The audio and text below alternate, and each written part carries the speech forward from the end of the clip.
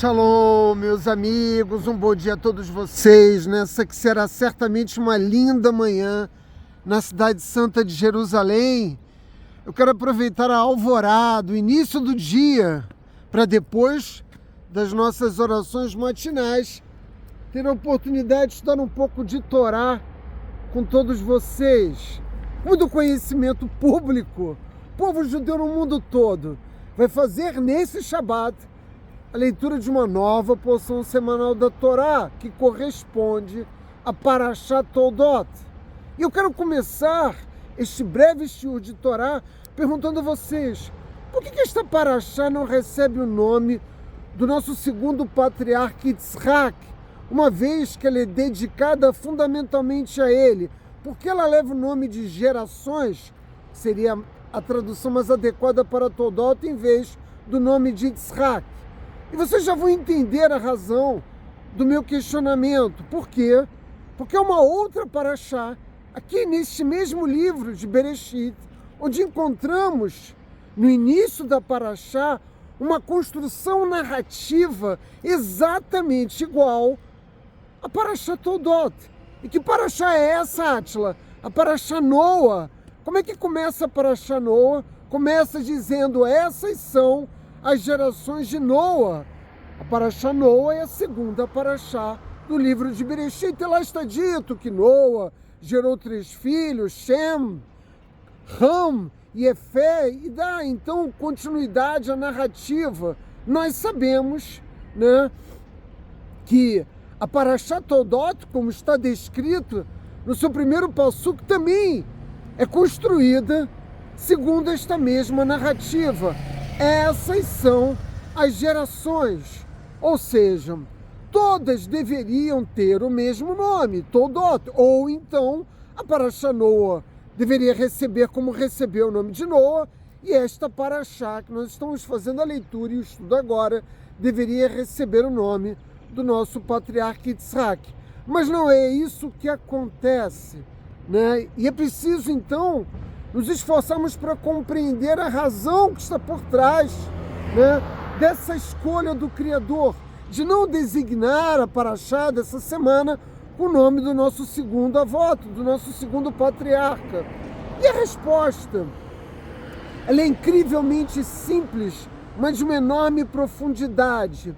A história de Noa, né, façamos um esforço para nos lembrarmos dos acontecimentos que envolvem a vida de Noa, era sobre o que aconteceu com Noa. Ele recebeu o favor de Hashem e foi ordenado a construir a Tevá, a arca, e lá ele colocou no mínimo um casal de cada espécie animal. Depois de construir a arca, ele salvou a sua família e finalmente ele pôde repovoar o mundo. Essa é a história de Noa, até que os holofotes da história são redirecionados para Abrão Avino, ou seja, o foco sai de Noa e é direcionado a uma outra família. Que família é essa? A nossa família, a família do povo judeu. Noa pode e deve ser criticado pelo fato de não ter se esforçado e conseguido resgatar as pessoas daquele estado de idolatria, né, e de transgressão maciça das leis divinas, de tal modo que nós podemos dizer que as gerações de Noa são ele mesmo e seus filhos que repovoaram o nosso mundo. Por outro lado, os patriarcas, e vejam que até o momento nós já estudamos a história de Abraham e agora estamos fazendo análise, né, dos eventos que envolvem a vida de Yitzhak Avinu, a vida dos patriarcas, Abraham, Yitzhak e posteriormente Yaakov, são marcadas pelo fato simples de que eles não estavam interessados em garantir a sua mera sobrevivência diante da destruição iminente do mundo por um dilúvio. Como assim, Átila? Se eles não estavam dedicados a proteger a sua família e salvá-la, né, e garantir a sua sobrevivência, qual era exatamente o objetivo, né, dos avós? Ora, o projeto dos avós era um projeto de natureza multigeracional. O mesmo pode ser dito, como será mais adiante, quando nós iniciarmos com maior profundidade o estudo da vida do nosso terceiro patriarca, Yaakov Avinu. Mas, Átila, que projeto multigeracional é esse? Ora, o projeto multigeracional foi aquele iniciado por Abraão Avinu, o reconhecimento de Hashem como um Deus único para o mundo inteiro. Essa missão, meus amigos, ela está longe de ser concluída. Por quê? Porque ela vai levar toda a história humana para poder ser realizada. Ou seja, ela não podia acontecer e ser concluída durante a vida dos avós, dos patriarcas. E eles sabiam disso. Portanto, o foco de suas existências não era direcionado sobre eles mesmos, como aconteceu com Noa. Ao invés disso, os avós estavam envolvidos em pavimentar. Aproveitemos, todas as obras, Israel, como eu sempre digo a vocês, é um imenso pátio de obras. Aproveitemos todas as obras que marcam, a santa cidade de Jerusalém para dizer que os patriarcas pavimentaram o caminho para as futuras gerações. E aí está a explicação do nome que a Parashá leva, Toldot, por toda a história do meu povo. Pais devotados, como foi o meu pai e como foi o pai dele, antes disso meu bisavô, tiveram a missão de carregar o bastão da Torá e transmitir este bastão para a geração seguinte. Bastão que eu guardo, com muito amor nas minhas mãos, para transferir para os meus filhos e dessa forma dar continuidade à linha de sucessão que tem início com o nosso patriarca Abraão Avinu. Dito de uma outra forma, nós, judeus, cada um de nós, e também aqueles que se associam a Kadosh Baruch Hu, reconhecendo a sua condição de Deus único, devem guardar consigo o fogo original que carregava Abraão Avinu. E esse é um dos grandes desafios do povo judeu, não deixar a sua fé esfriar, num processo contínuo de assimilação, resultado do afastamento das nossas tradições, da nossa cultura e, sobretudo, dos mandamentos divinos da Torá. E é curioso perceber que o momento em que o nosso judaísmo se acende como um fogo em chamas é justamente quando nós somos mais vítimas, da horda de inimigos que lançam sobre nós todo o ódio antissemita. Você já vai entender o que eu quero dizer com uma breve história que eu vou contar aqui. Durante o período, da Segunda Guerra Mundial, todas as vezes que os nazistas invadiam uma cidade, a primeira providência que eles tomavam era prender os principais líderes da comunidade judaica e assassiná-los em praça pública. O objetivo disso era imediatamente desmoralizar a nossa comunidade. E certa feita, eles entraram numa cidade e tiveram notícia de que o prefeito era bisneto de um judeu.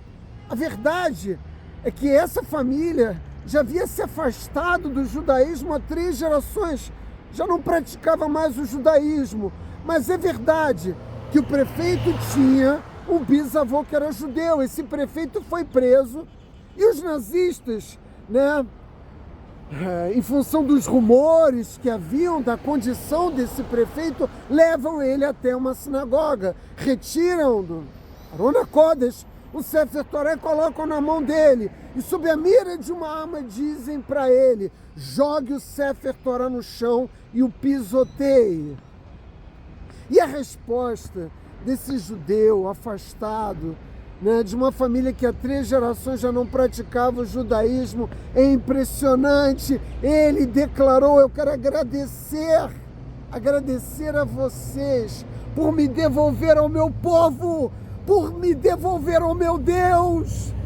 É óbvio que ele foi imediatamente assassinado.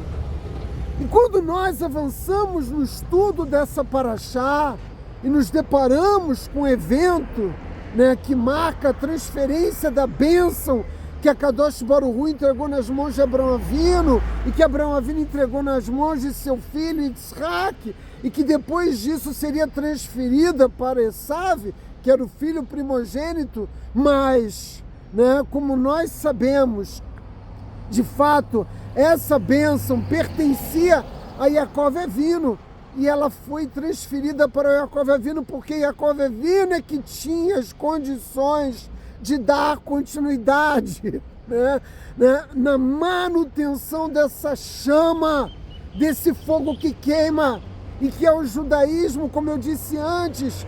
Yaakov Avinu recebeu de seu pai Yitzhak o bastão para carregar a Torá, enquanto Yaakov Avinu se dedicava, né, a optar pela eternidade. Seu irmão estava satisfeito em trocar a primogenitura por um simples prato de lentilha, de tal modo que as forças da divina providência operaram no sentido de que Yaakov Avinu de fato recebesse de Yitzhak essa bênção, que é uma bênção que nós continuamos a transferir de pais para filhos, né?